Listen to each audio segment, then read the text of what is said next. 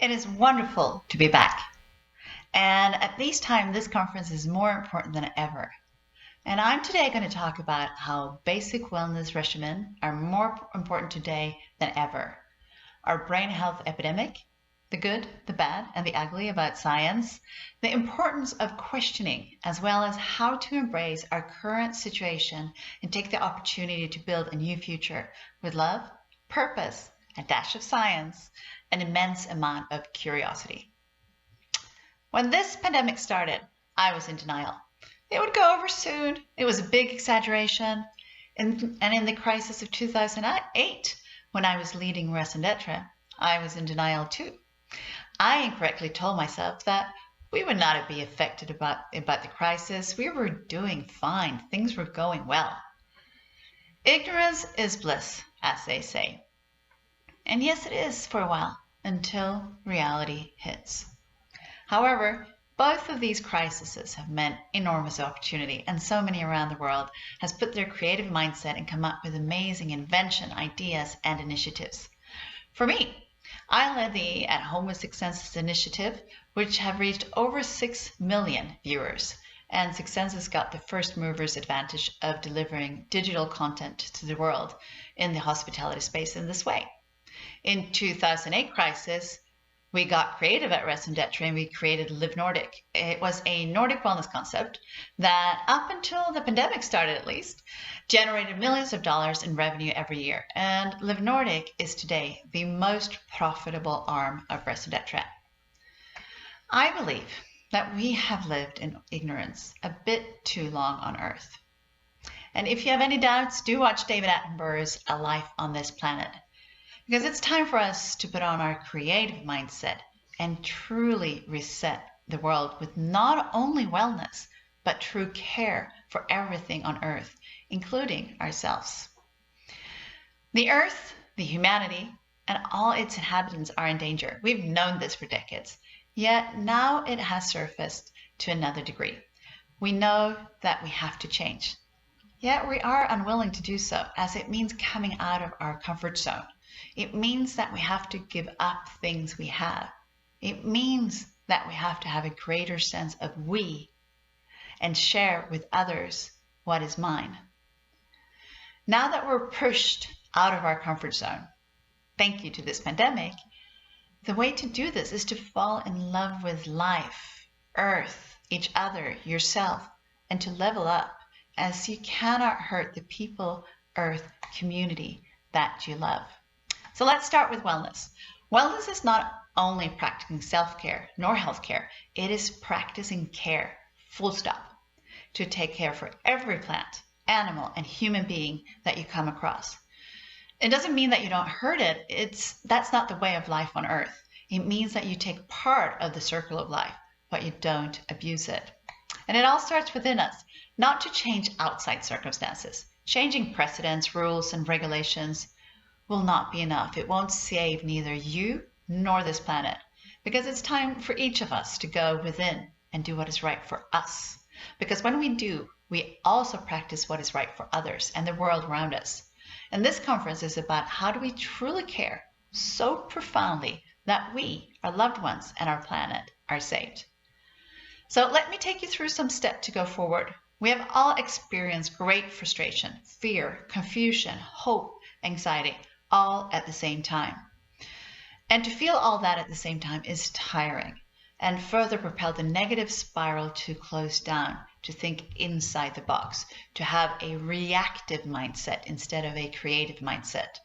And the goal for us is to go into our creative mindset where we have harmony, no matter what outer circumstances. And there are some basics that we have to have in place in order to get into this creative space. And these are connection with nature on a daily basis, movement on some sort on a daily basis for 30 minutes, meditation or other mindful breath and calming of the mind activity. Eat foods that heal you and nurtures you. Do everything you can to get a good night's sleep. Hydrate more than you think and listen to your heart more than your brain. We're going to talk about that more. These are steps that are important for all of us to do on a daily basis and further important for us as leaders to spread. These steps are available to most people on Earth, with some exceptions.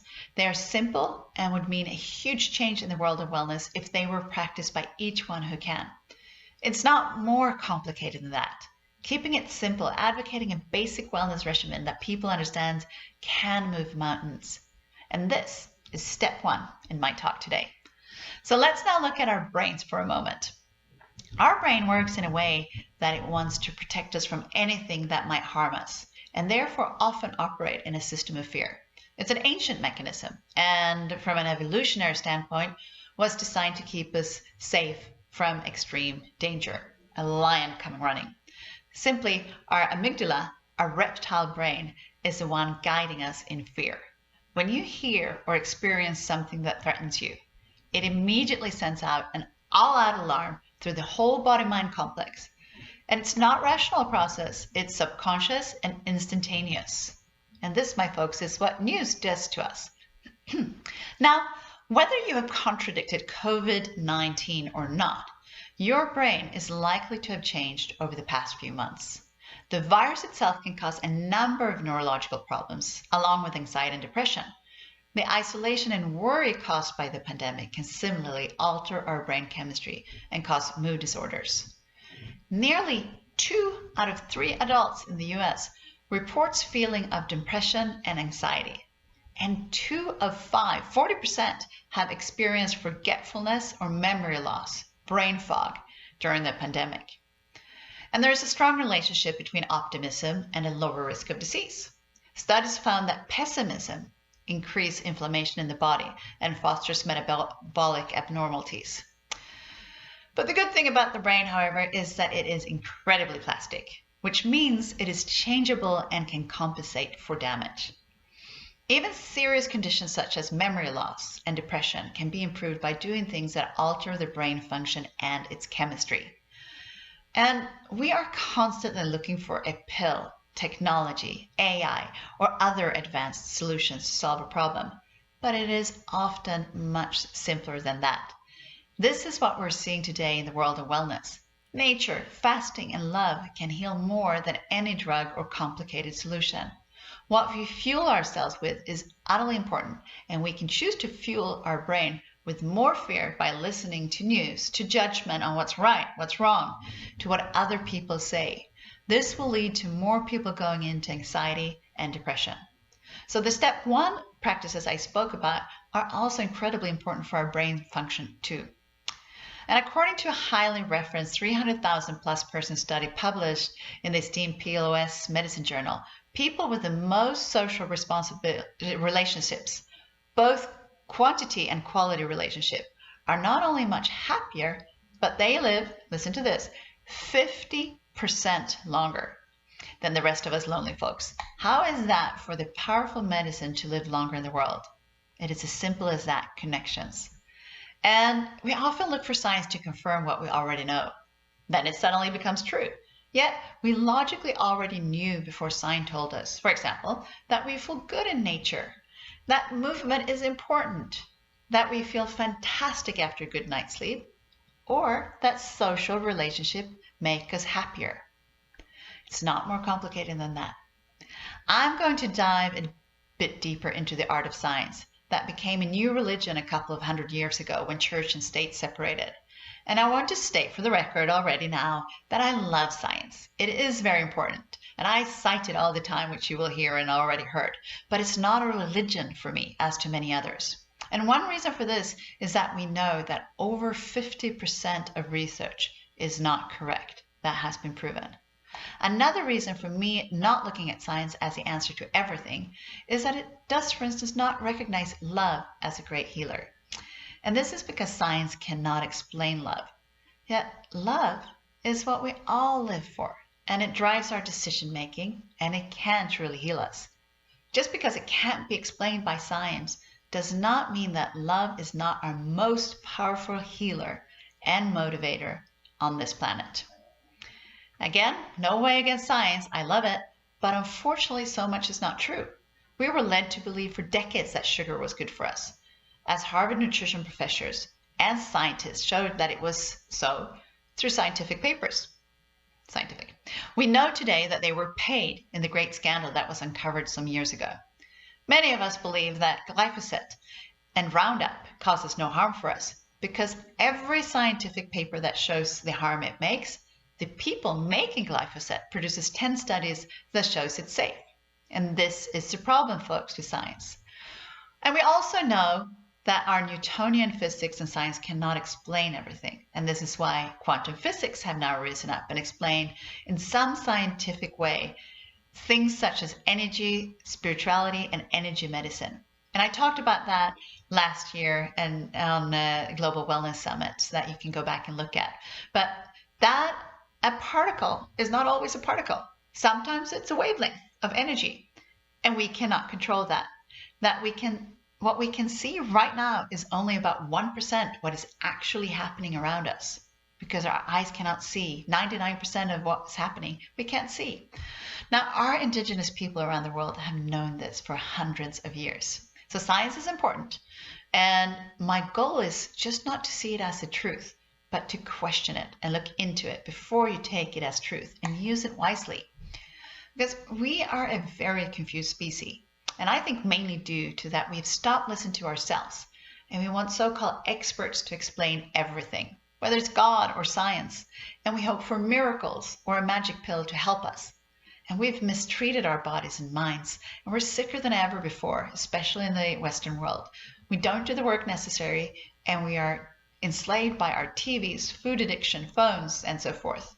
So my advice is to question what you read and hear and what is told to you, and be willing to open your minds to new information in the full knowledge that you may not like what you hear. Don't be afraid to set aside your ingrained beliefs and seek wisdom and knowledge with an open mind and discerning heart, because life is a gift and we need to use it wisely. So make sure to look at things holistically. If I translate it to wellness and functional medicine, if a person has a heart problem, the source of the problem is often not the heart, but what we eat and how we live and move. And as Albert Einstein said, the most important thing is not to stop questioning. This is step 2. So how do we truly listen to ourselves instead of looking at the outside to guide us to what we should think, eat, do? Well, a saying is, if you don't go within, you go without. It is, again, not as complicated as we think. There's no magic pill or complicated solution. And science have confirmed this below steps, which is great to hear, but at the same time, it just makes sense. If we look at our current situation around the world as an example, the steps are, first, to be aware, see it, which I wasn't, I was ignorant, but see it. Embrace it. Suppression does not work, and I can tell you it took me a long time to embrace it. Surrender. Anger and blame don't work, or saying, we're doing the right thing, they're doing the wrong thing, whatever it is. Just surrender and then let go by not doing something, just being. So those 4 steps takes away the amygdala response and get us out from a reactive mindset to a more creative. Be aware, embrace it, surrender, and let go. The 5th step is to express gratitude. Say thank you to our situation right now. And I found countless double-blind, placebo-controlled studies that showed correlations between a daily practice of gratitude and increase in happiness and sleep quality. We're not grateful because we're happy. We're happy because we're grateful. And the 6th step in the creative mindset, and this is where the magic happens, is to be curious. Curiosity is making the choice to look deeper into everyday things and seeing their true significance, realizing that there's so much to learn from everyone and everything you can encounter.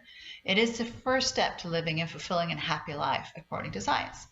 Curiosity is not only the means for stimulating healthy choices over less healthy temptation. Research on the practice of mindful attention, a form of selective attention, has also shown initial promise for inviting in wholesome life decisions, ignoring those that are less healthful as well. Researchers at UC Berkeley found that when doctors were genuinely curious about their patients' perspectives, they significantly improved decision-making on both ends and increased the effectiveness of the treatment. But as people age, the reservoirs of curiosity tend to dry up. I think we just think that we know it all already, but we don't. Studies have found that on an average, a person's openness to new experience and new sensations declines steadily with age. And at the same time, apathy increases. One 2008 2018 paper from the journal Neuroscience and Biobehavioral Reviews found evidence that maintaining curiosity in old age is protective against cognitive and physical decline compared to the incurious. Older adults who score high in curiosity tend to perform better on tests of memory and general cognitive functioning. The authors of that study points out that curiosity activates brain areas that are involved in other high-level cognitive processes, and over time this increased activation could help explain some of the curiosity's brain benefits. And in people, both young and old, researchers have found that high and consistent level of curiosity correlate with mental well-being and life satisfaction. Curious people also seemed protected from depression. Pretty good, saying that 2 out of 3 feels depressed in the US. And curiosity further involves a willingness to engage with complex, unfamiliar, and challenging concepts and endeavors, like the one we are now. So curiosity is important, folks, and it's also quite fun because you learn a lot when you're curious. And I repeat that don't forget to be curious, and this is step 3. So here's my thoughts on our future. Times of challenge offer the invitation to become present and to embrace the presence. This is a place where you will experience stillness, silence, and peace. It is where you will experience your natural wholeness and perfection, if you allow your mind to become quiet. The more time you spend being fully present, the easier it is to access the wisdom you require, and the easier it becomes to help others to do so. We're all part of the collective consciousness and must take responsibility for our input to it. Most of us are stronger and more resilient than we know, but this is something that is only discovered when the way of life is challenged, as it currently is. And this is where we as leader in the wellness industry can make a difference. We live in the world of duality, where there is good, bad, black, white, and so forth. But it's ultimately, in my view, a world of love. The trajectory for each person for themselves has been extremely prevalent in recent years. And for life to become more evenly balanced, it has to change. And here is where love again comes into play. The heart is the first organ to form when the body is developing in utero. The heart is the connection between all future systems, which comprise the body. This is why it is so often seen as the center of your being. You can use the heart as a doorway between physical and non-physical reality. It is the main doorway between your soul and your physical body.